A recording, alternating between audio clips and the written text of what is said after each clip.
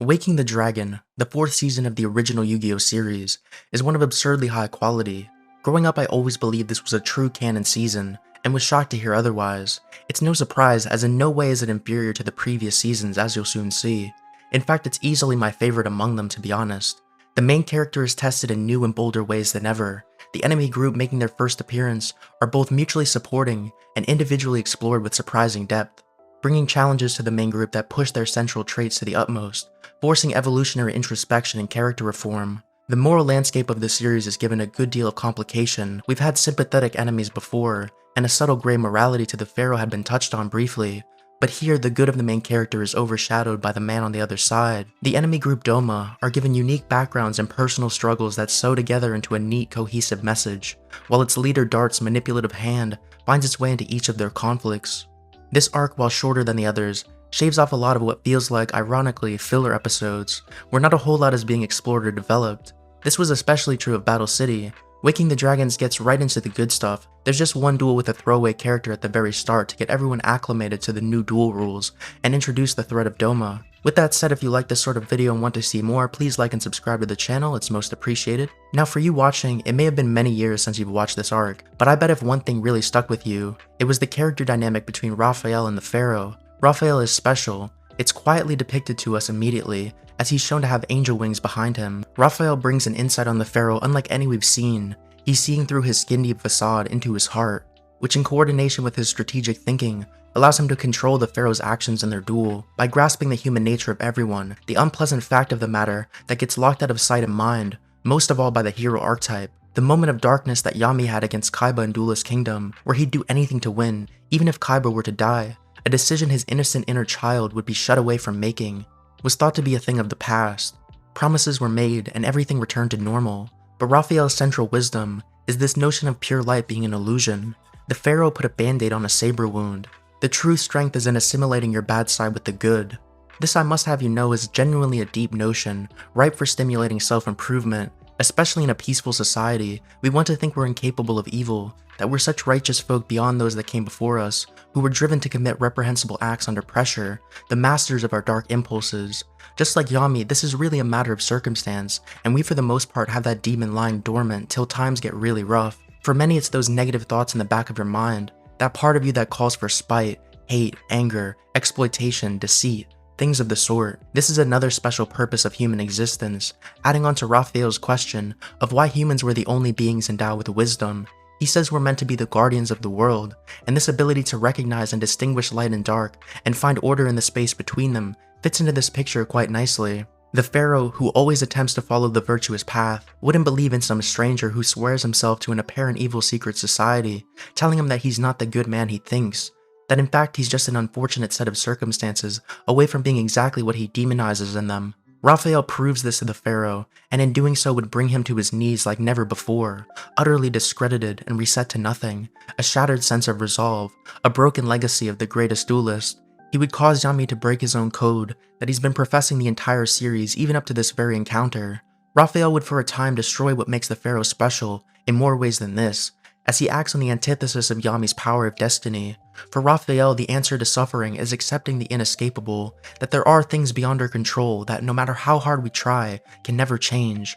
A belief that fuels a raging fire of curiosity for Raphael, to find out what destiny has in store for him and the rest of humanity. Yami, as you're well aware, is a shaper of destiny. He commands the cards to fall in the order required to win. His immense belief in that reality is passed on to others, from his best friend Joey to his greatest rival Kaiba. But this time the allure of power, the easy way out of a desperate situation, a wavering trust in the heart of the cards, the threat of someone with a seemingly stronger connection to the monsters. While the Pharaoh calls them servants, for Raphael these are family members, guardians, creatures that kept his mind from breaking in the loneliest time. He'll do anything to stop even a single monster of his from going to the graveyard. This is built into the mechanics of his dueling, a strong integration of who the duelist is, and how they play the game, that goes well beyond what we've seen before, where he gives up his own life to revive them. The monsters themselves join together to defend one another. He punishes the opponent for having monsters in the grave every turn, and even his boss monster absorbs the power of those in the grave to lash out at an enemy failing to stand by his monsters. Of course, this is fleshed out through some efficient backstory, where destiny took everything from him, his family washed away to sea, never to be seen again, and on that lonely island it was the spirit of those cards that got him through. the gift left behind from his sister, the mother figure of Aeatos, that shielded him from the creeping darkness of his heart's misery, a pure white angel, so long as those feelings were kept at bay. This side of Raphael's devotion can be seen on these wide scales, but even at a close look, the material of his cards carry with them the wear and tear from that long road of hardship, but Raphael tends to them, replacing their backs so that they can continue to be played. This philosophy of guardianship blends right into the large-scale agenda of Doma. You might say it's a little too convenient, actually. Raphael has starry eyes for who he views as the savior of the world. He'll become the guardian of the planet. In keeping with his pattern of dishing out the tough lessons, Raphael's ultimate goal is the erasure of humanity, the allure of ending it all, escaping our problems by becoming the destroyer of worlds. As he says, all that's left will be emptiness, the final destination of a lonely soul, which unfortunately has all been orchestrated against him, and the pharaoh toward the end of the arc would face a perfect parallel to this when pitted against the corrupted King Darts. Yami would have to feel the pain of his enemy and be ensnared by his heart's darkness to understand its scope, to understand their lives before he could judge them, before he could change them. This is again just so real. The themes here are important messages that don't come so easily. It's not obvious. The pharaoh would see just how ugly he could get. Playing the soul-taking curse spell of Orichalcos, it stains the pure kind faces of his monsters, turns his noble dragon, servant for true duelists, away from him. He would send his monsters to die like they didn't matter, and Yugi's soul would pay the price, locked behind the seal, that symbol of corruption, isolating Yami, putting a barrier between his bonds. As Raphael says, a prisoner of power. He's given everything but unable to do anything, with that power blinding him, relinquishing himself to destiny. It was never about strong cards or strategy against Yami. That never worked. He's never truly lost, but this man saw through him, uncovering weakness in the protector we depended on, shunned by the light that he left behind, embarrassed to be seen by his disappointed and hurt monsters, the intelligent creatures that put their trust in him, and he made a promise to, and the promise he made to them, now broken, punished by Aeatos, a broken pharaoh ready to be sacrificed to the enemy's god. It's horrible seeing him torn from his surface down to his core in one fell swoop. As he says, I lost something more valuable than my own life. His best friend, modern-day representation, inner child, and entwined soul, despite being shunned, sacrifices himself to save his atypical father figure.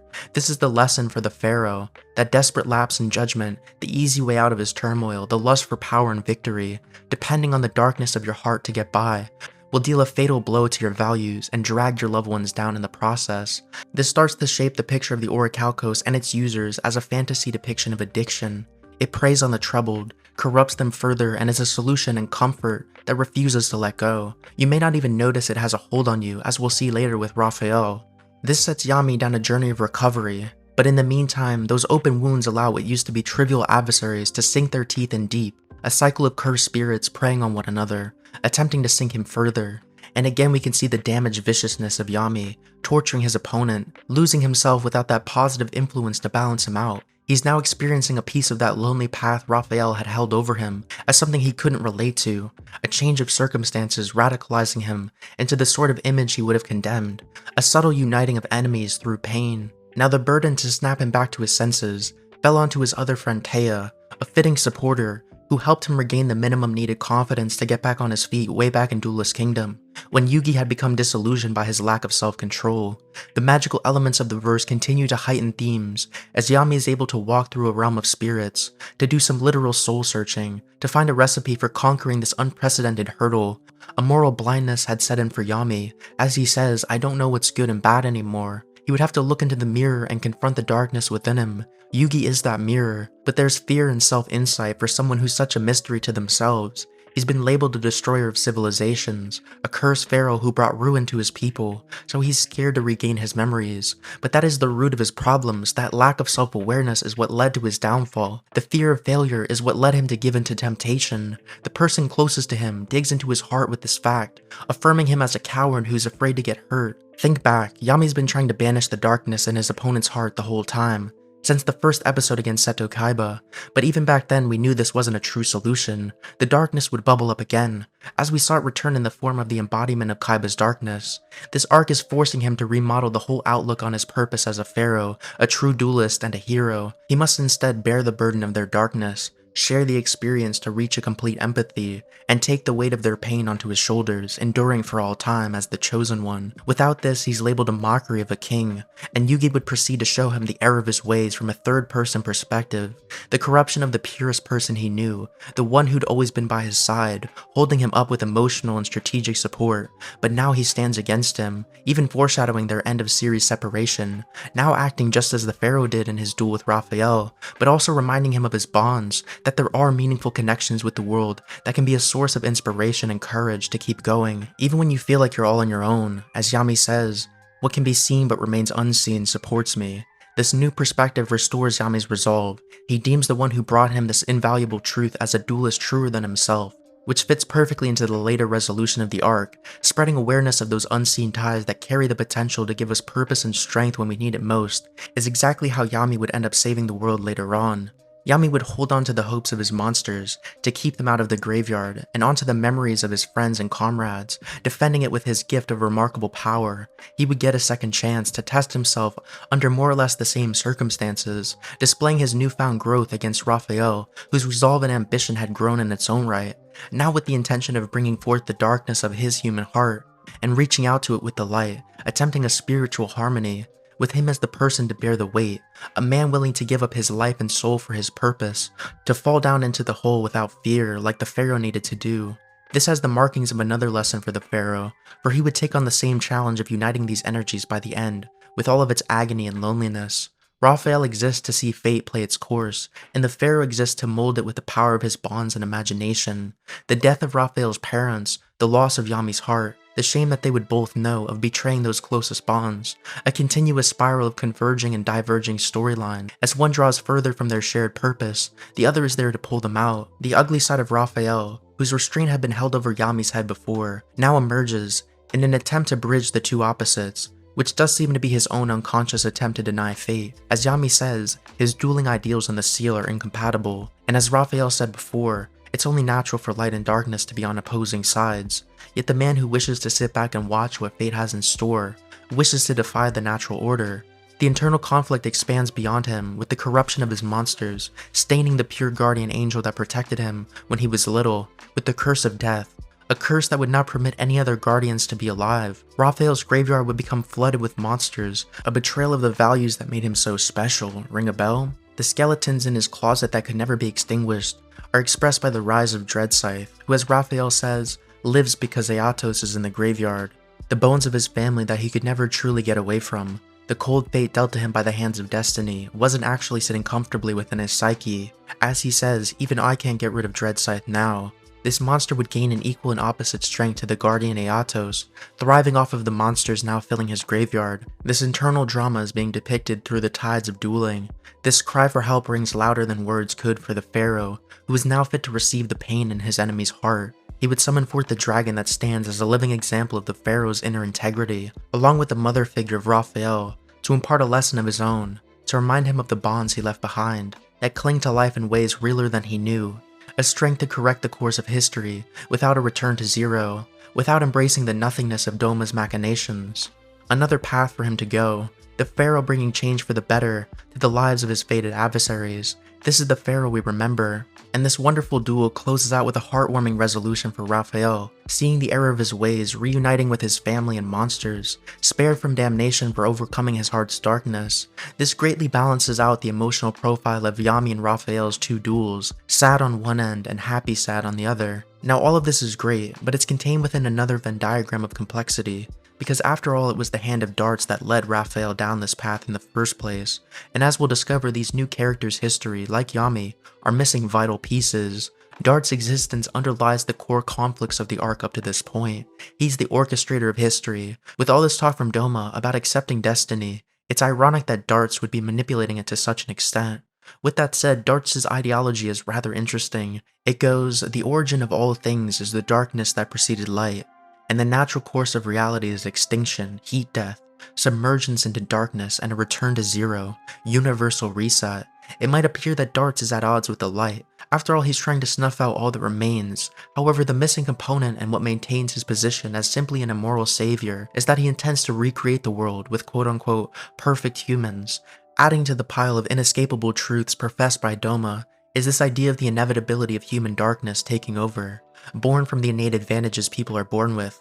So long as there are disparities in beauty, intelligence, and birthright, those first sins will appear, reinforcing a fairly strong case for the enemy's central belief.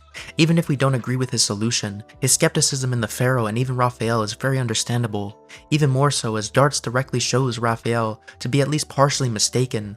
The wisdom of Darts is far beyond lip service. His ideas settle conflicts even with those holding the greatest convictions. Against appearances that darkness remains, the pain of the past endures, inscribed on the heart, and Darts need only unveil more of his scheme to reduce Raphael back to an out-of-control emotional mess. The seal never really left him, it was just waiting for the trigger to be pulled, like an addiction. The lives of Dart's subordinates are firmly tied to the strings of his puppet show. They've signed up for life. He's engineered himself as their hero. As he says, powerful pawns who'd worship me from the bottom of their hearts. He gave them a purpose, someone to believe in and worship.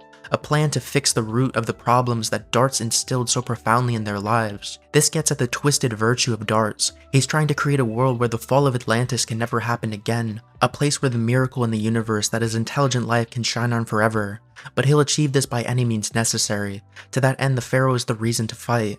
He's the source of darkness, a cursed soul destined to bring ruin, a magnet for dark souls to flock. There's some sense to this. Consider how many shadow games the Pharaoh's been involved in. Wherever he goes, darkness does follow, and he himself has succumbed to that side of himself. It's also easy to see how this extremism rose out of Dart's origins.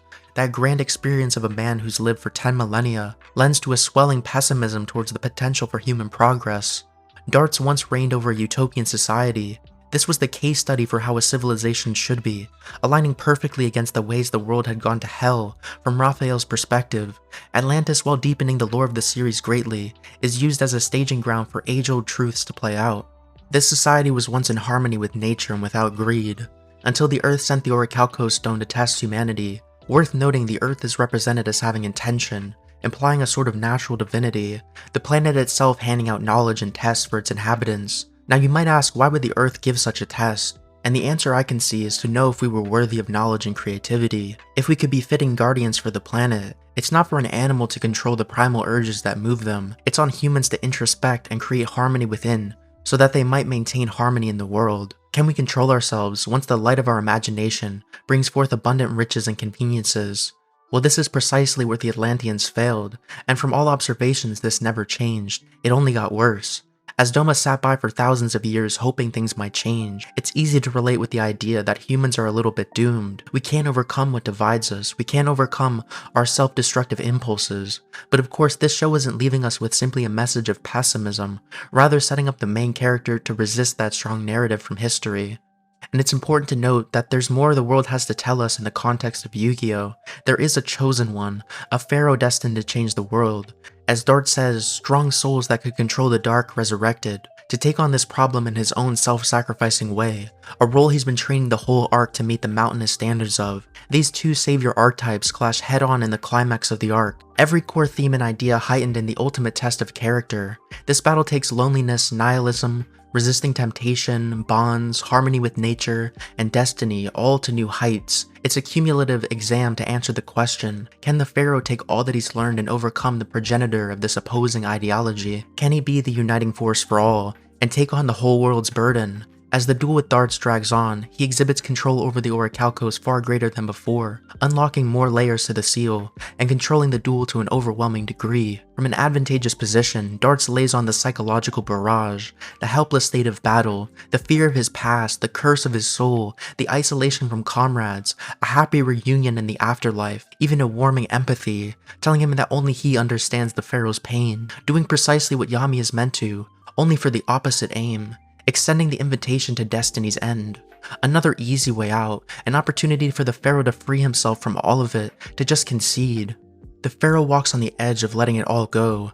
The feeling Raphael had given into in their duel, he thinks back to how this was once his natural state, a nostalgic existence that isn't so bad itself. His soul begins to sink into the fading depths of the ocean, out of sight, bearing no burdens, being no Pharaoh.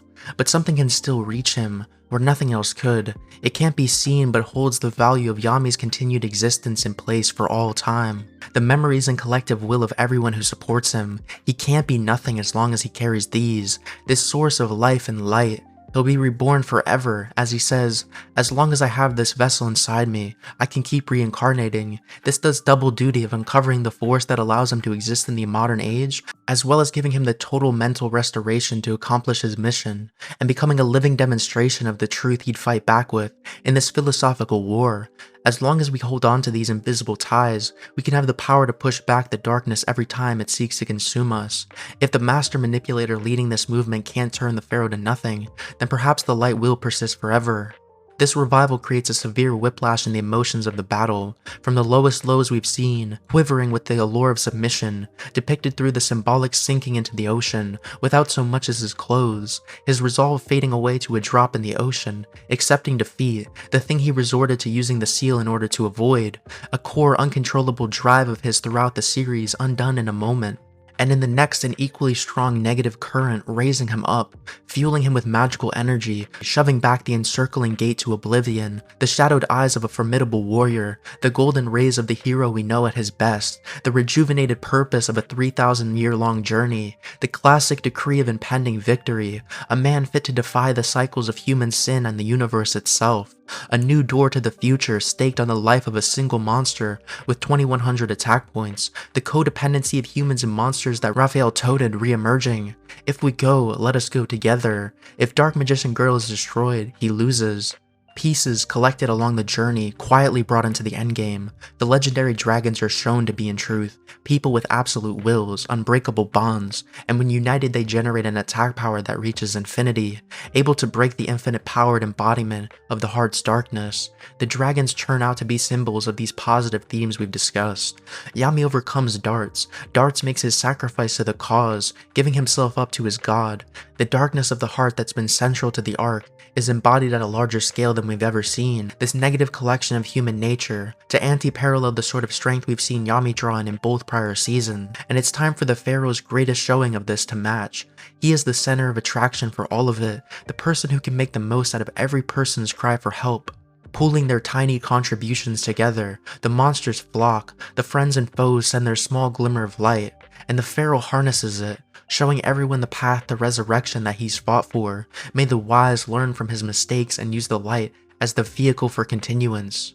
This is the making of a leader. He pushes them to find those memories as well, that can repel them from the void, and their power flows right into his dual deck, a vessel for a world of concentrated emotions that he's fully attuned with, because he's learned how to empathize fully with the souls of others, the last remaining flag for good that stands, right before he too is consumed by the Leviathan, bringing back fallen gods, whose spirits had also been drained, now revived with the power of the light. The Egyptian gods that command the invigoration of the audience spring forth in a way never before seen, three coming together as one, three gods united against darkness, the classic beam struggle to finish it all off, and a beautiful resolution at last. After so many hard-fought lessons, the global crisis has been abated. Those who suffered so greatly at the hands of Dart's scheme are given reunion with those that were taken. The dead can rest easy now, and with one last valiant effort, the Pharaoh facing head-on the fact of inescapable darkness that had been fleshed out in all his prior duels, knowing you can't just make this go away,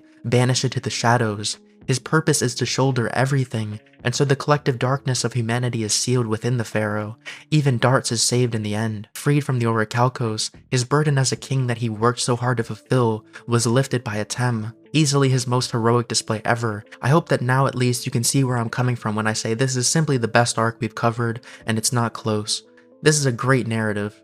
I could definitely go on, but that's all for today. I very much hope you enjoyed this. Please like and subscribe for more videos like these. Make the dream come true. This was your boy Woski, and I'll see you later. Peace.